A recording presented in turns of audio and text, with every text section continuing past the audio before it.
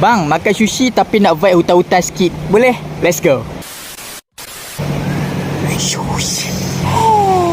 Sorry yang kat sini kena cakap kuat sikit sebab suasana dekat sini bising. So kita azab panjang ni dulu. Bismillahirrahmanirrahim.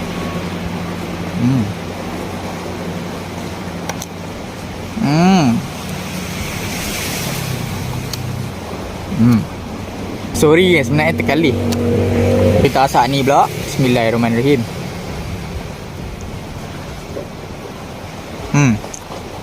Hak ni paling sedap kan bising lah. Asak ni pula. Last. Bismillahirrahmanirrahim.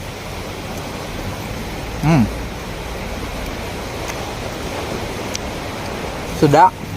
So sedap.